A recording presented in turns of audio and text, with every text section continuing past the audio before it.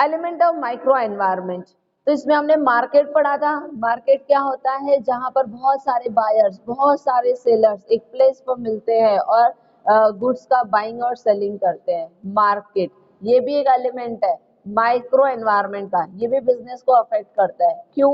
क्योंकि मार्केट एक प्लेस है जहां बहुत सारे कस्टमर और बहुत सारे सेलर मिलते हैं और कॉस्ट स्ट्रक्चर तय करते हैं कि किस प्राइस सेंसिटिविटी चेक किया जाता है। मतलब आप जो गुड्स बेच रहे हो उसका क्या प्राइस होना चाहिए, आपको उसके बारे में डिमांड जानना है। डिमांड और प्राइस के आधार पर फाइनल हो ना, डिमांड और सप्लाई जानना होता है। तो डिमांड और सप्लाई आपको मार्केट से ही पता चलेगा कि आपकी गुड्स को खरीदने वाले कितने कस्टमर है और कितना सप्लायर्स है, तो ये मार्केट से पता चलेगा। और इस डिमांड सप्लाई के बेसिस पर प्राइस तय होता है, ठीक है। और प्राइस इसे कहते हैं प्राइस सेंसिटिविटी, तो कोई भी गुड्स का प्राइस तय होता है मार्केट से, ठीक है। और इसीलिए उसे कॉस्ट स्ट्रक्चर कहते हैं। मार्केट यानी ये क्या है, कॉस्ट स्ट्रक्चर को तय करता है। कॉस्ट मतलब प्राइस ही होता है कि आपके प्रोडक्ट का कॉस्ट कितना है, आपके प्रोडक्ट का प्राइस कितना है, आप मार्केट में कितना बेच रहे हो, कस्टमर किस प्राइस पर लेने के लिए, खरीदने के लिए तैयार है। तो ये सारी चीजें होती है मार्केट में। क्या इन सारी चीजों का असर बिजनेस पर होता है? ऑफकोर्स होता है। आप कहते हैं ना कभी किसी चीज का मार्केट हमारा बहुत तेजी में है, आज दाल मत खरीदना, दाल का मार्केट बड़ा तेजी में है। क्यों? क्योंकि आज मार्केट में दाल की बहुत डिमांड है, प्राइस बहुत बढ़ रहे हैं, है ना। तो इसका असर बिजनेस पर हो रहा है। जितने भी दाल मैन्युफैक्चरिंग करने वाली या दाल बेचने वाले बिजनेस होंगे उनको असर पड़ेगा, ठीक है। तो ये सब होता है मार्केट, ठीक है। ये सारी चीजें होती है मार्केट में। तो ये भी इसीलिए ये माइक्रो एनवायरनमेंट का फैक्टर माना गया। उसके बाद मैंने ये पढ़ा लिया था, कस्टमर पढ़ा लिया था, ऑर्गेनाइजेशन पढ़ा लिया था और कॉम्पिटिटर्स पढ़ा लिया था। यस और नो बोलो, हो गए थे इतने? समझ में आया था? ठीक है। किसी बच्चे को इन में कोई दिक्कत है? बोलो, जल्दी बोलो। चलो अब तो हम पढ़ते हैं इंटरमीडियरीज। इंटरमीडियरीज मतलब बीच का, ठीक है, बीच वाले। बीच यानी कौन किस चीज के बीच का? तो मैन्युफैक्चरर, एम यानी मैन्युफैक्चरर। ये मैन्युफैक्चरर से गुड्स पहुंचती है कंज्यूमर तक, ठीक है। तो अब आपको क्या लगता है, मैं एक एग्जांपल ले रही हूँ, रतन टाटा, ठीक है। रतन टाटा टाटा नमक मैन्युफैक्चरिंग कर रहा है, ठीक है। ऐसे में एक एग्जांपल ले रही हूँ, ऐसे तो बहुत सारी चीजें मैन्युफैक्चरिंग होती है। टाटा नमक हर घर घर में पहुंचता है, ठीक है, हर हर गली मोहल्ले तक पहुंचता है। इसको प्रोड्यूस कौन कर रहा है? रतन टाटा। वो कहाँ बैठा है, उसकी कंपनी कहाँ बैठी है, उसका फैक्ट्री कहाँ पर है जहाँ बन रहा है, वो हमें पता भी नहीं होता है, ठीक है।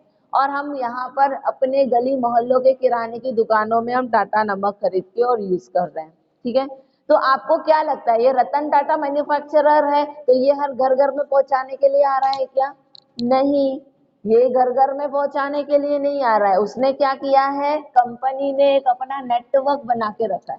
नेटवर्क का मतलब क्या होता है? एक चैनल बना के रखा है कि उसने मैन्युफैक्चरिंग किया, अपने जगह जगह पर डिस्ट्रीब्यूटर्स अपॉइंट कर रखे हैं।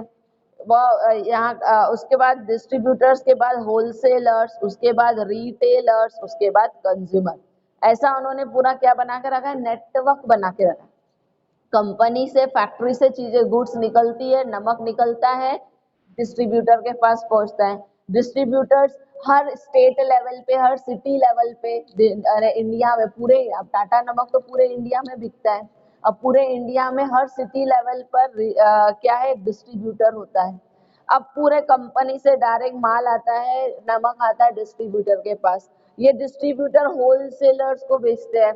होलसेलर्स को यानी होलसेलर्स कौन होते हैं? जो बहुत बड़ी क्वांटिटी में चीजों को खरीदते हैं और वह छोटे छोटे रिटेलर्स को बेचते हैं, ठीक है। तो कंपनी से नमक निकला, डिस्ट्रीब्यूटर्स के पास आया। डिस्ट्रीब्यूटर हर एक सिटी में एक होता है, कंपनी अपॉइंट करती है।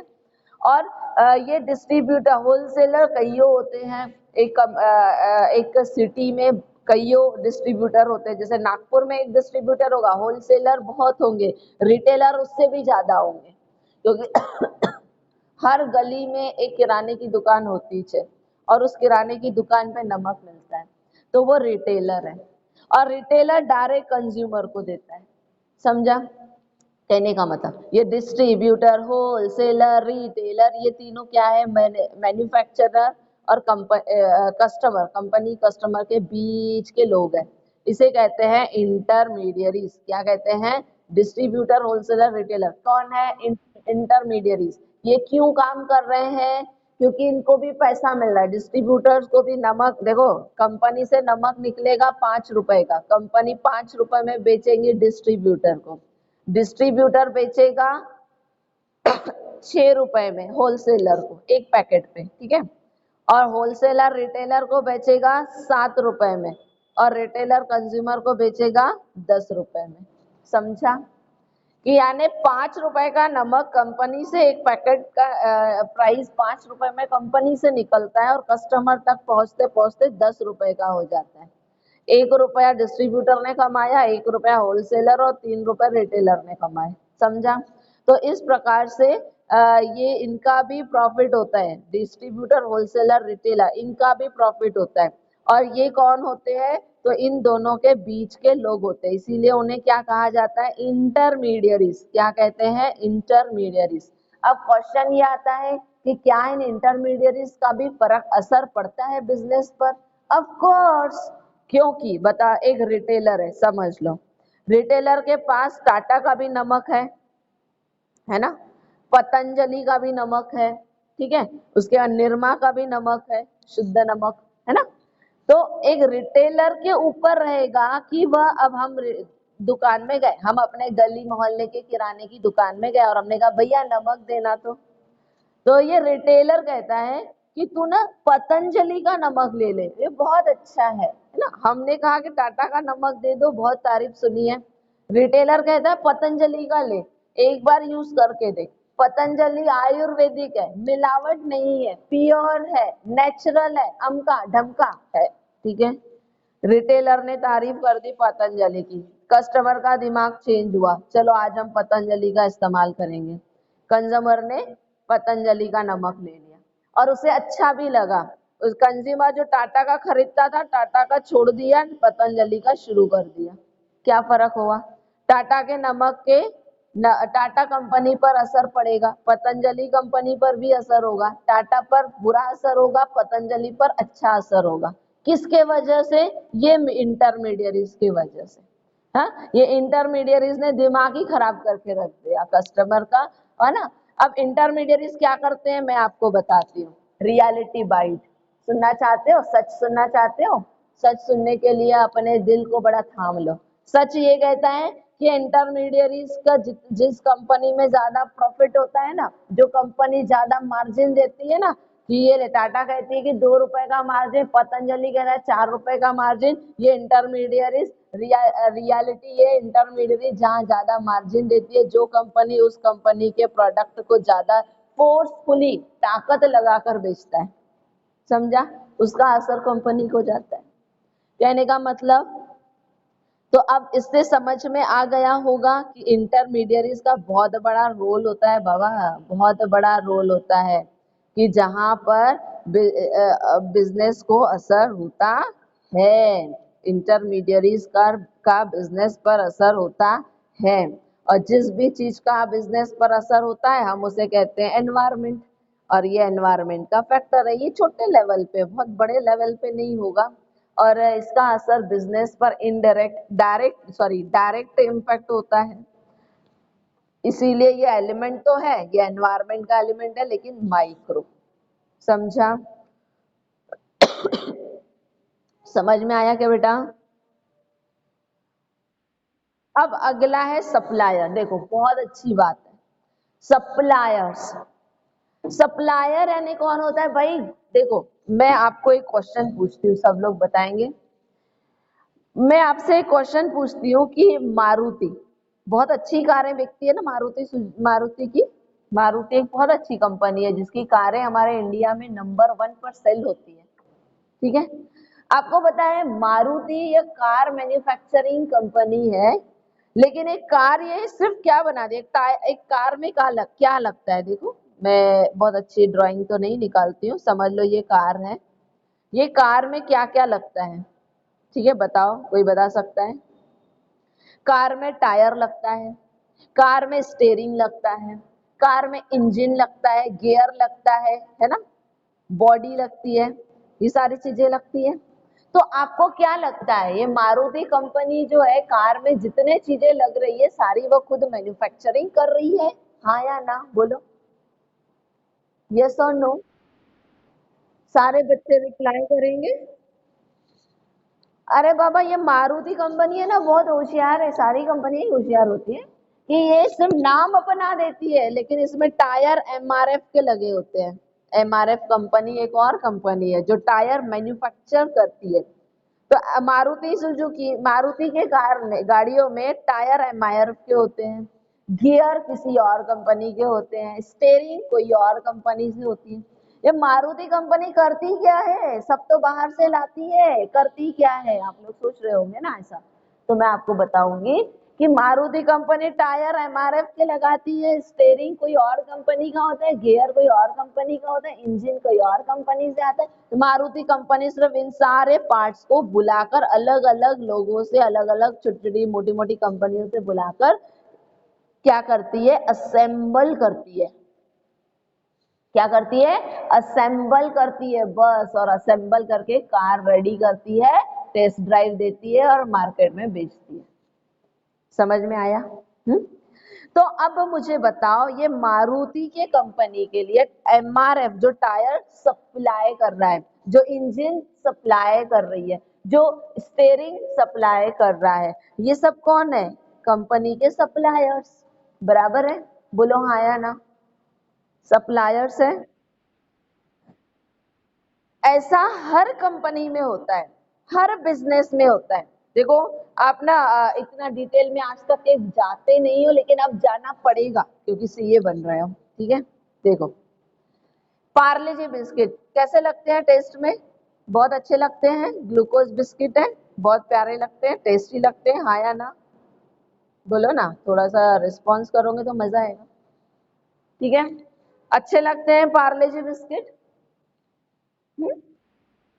अच्छा, अब मुझे बताओ, पार्ले जी बिस्किट क्या यह पार्ले जी कंपनी बना रही होती है?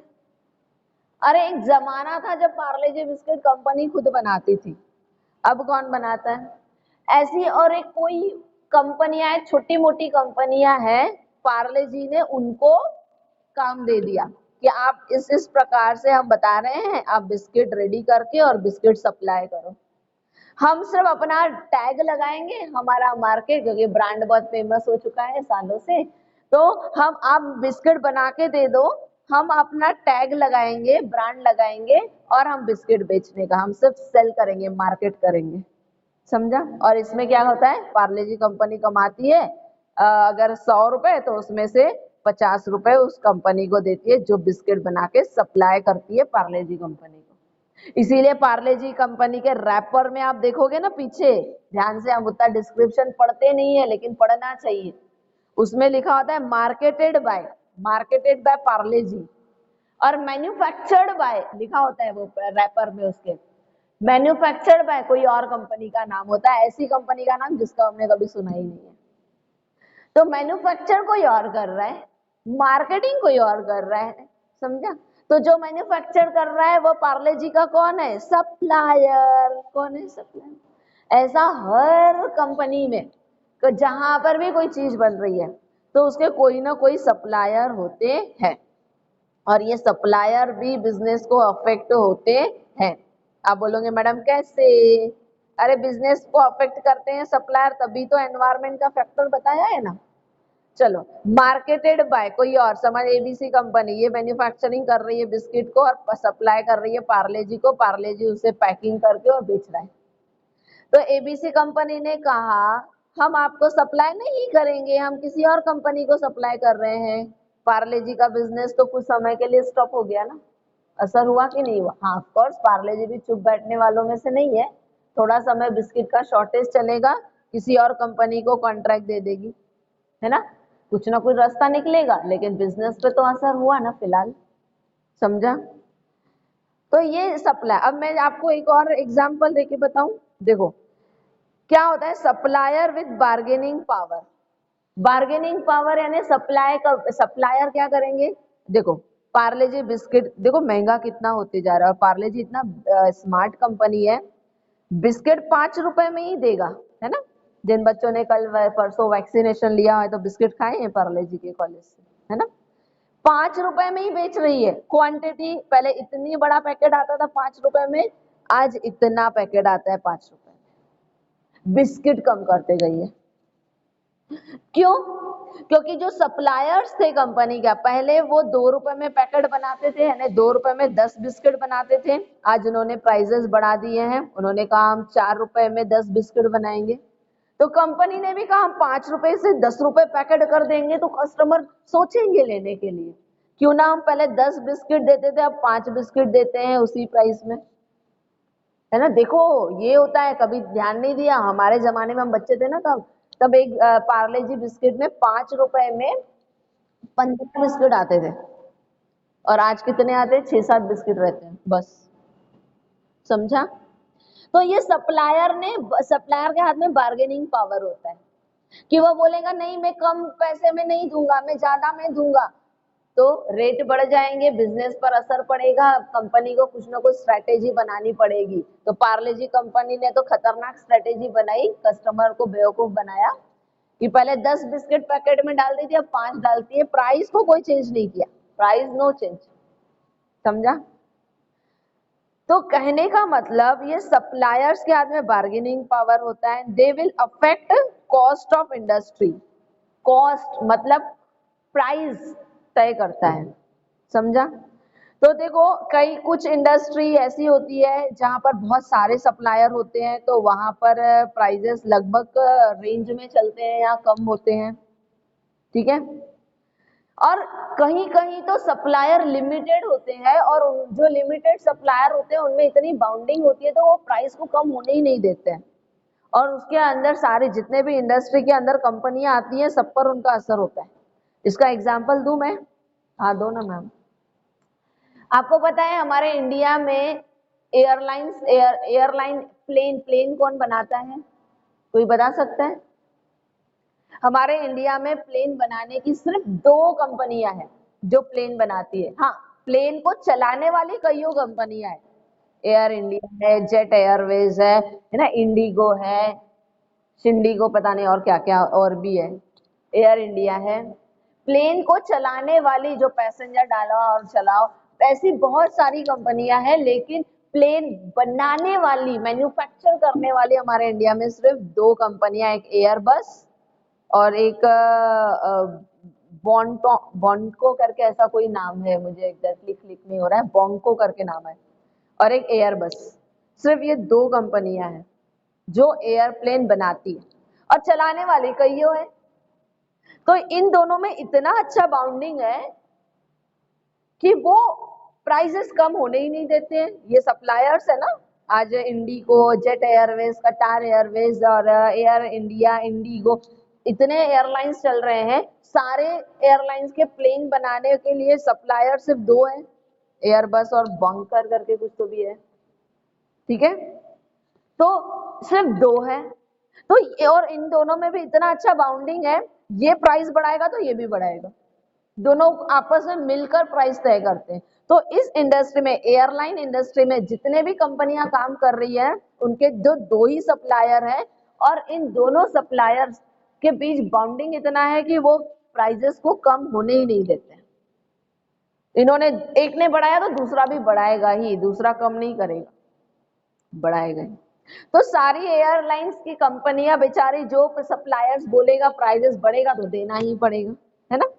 तो इसीलिए यहाँ पर लिखा है कि suppliers also have the bargain power, तो है ही, बार्गेन यानी प्राइजेस को कम ज्यादा करना, और affect the cost of industry, ठीक है। और सप्लायर्स ने अगर प्राइजेस बढ़ा दिए ना तो कंपनियां भी बढ़ाएगी, और कंपनियां बढ़ाएगी तो कंपनियां वसूल किससे करेगी, कस्टमर से, है ना। क्योंकि कंपनियों को तो सप्लायर्स को ज्यादा पैसा देना है, तो खुद को लुटाना थोड़ी ना है। अब पार्ले जी के कंपनी के बिस्किट्स जहां से सप्लाई होते हैं, सप्लायर ने प्राइसेस बढ़ा दिया तो पार्ले जी कंपनी ने प्राइस नहीं बढ़ाया लेकिन बिस्किट तो कम कर दिए ना, ठीक है, समझ में आया। तो it this supplier also affect business, और वो छोटे लेवल पे ही होता है क्योंकि कंपनियां फिर कुछ ना कुछ रास्ता निकाल ही लेती है, ठीक है। तो इसीलिए यह भी क्या है, माइक्रो एनवायरनमेंट का फैक्टर है। चलो समझ में आया क्या, बोलो समझा। देखो याद करके रखने की टेक्निक मैंने बनाई है। जैसे मैंने दीपिका पादुकोण सचिन तेंदुलकर ग्लोबल सेलिब्रिटी है, ये मैंने लाइन बताया था क्या याद रखने के लिए, मैक्रो एनवायरनमेंट के फैक्टर्स को याद रखने के लिए। वैसे ही माइक्रो एनवायरनमेंट के फैक्टर्स को याद रखने के लिए ये वाला वर्ड याद रखो। एक तो वही है माइक्रो सीएस, माइक्रो सीएस, समझा ये वर्ड। अब कैसे माइक्रो सीएस से कैसे मैडम हम माइक्रो एनवायरनमेंट के फैक्टर को देखो, क्योंकि इस पे क्वेश्चन आता है एग्जाम में कि which of the following is not a micro environment factor, option दिए रहेंगे, ठीक है, कि मार्केट, इंटरमीडिएट, कॉम्पिटिटर, डेमोग्राफिक। तो मार्केट, इंटरमीडिएट, कॉम्पिटिटर ये तो माइक्रो एनवायरनमेंट के फैक्टर है, डेमोग्राफिक नहीं है तो उसे टिक करेंगे, समझा। तो इसे याद रखना पड़ेगा आपको। तो मैक्रो एनवायरनमेंट के फैक्टर्स को याद रखने के लिए मैंने टेक्निक क्या बताई थी आप लोगों को, दीपिका पादुकोण और सचिन तेंदुलकर ग्लोबल सेलिब्रिटी है। अब माइक्रो एनवायरनमेंट के फैक्टर्स को याद रखने के लिए माइक्रो सीएस याद रखो। आप बोलोगे मैडम माइक्रो सीएस कैसे, तो एम यानी मार्केट, ठीक है, आई यानी इंटरमीडिएरीज, सी यानी कॉम्पिटिटर्स, आर को छोड़ दो, ओ यानी ऑर्गेनाइजेशन, ऑर्गेनाइजेशन में पैसा लगाने वाला बोर्ड ऑफ पैसा लगाने वाला ओनर, शेयर होल्डर, चलाने वाला बिजनेस कंपनी को डायरेक्टर, काम करने वाले एम्प्लॉइज, है ना। ओ यानी ऑर्गेनाइज, सिर्फ आर को स्किप करना है, यहाँ पे सिर्फ आर को स्किप करना है, ये याद रखो आर नहीं है। एम यानी मार्केट, आई यानी इंटरमीडिएट, सी यानी कॉम्पिटिटर, ओ यानी ऑर्गेनाइजेशन एंड सी यानी अगेन जो सी है वो अगेन सी है कस्टमर्स, और एस यानी सप्लायर। याद रखेंगे, बोलो हाँ या ना।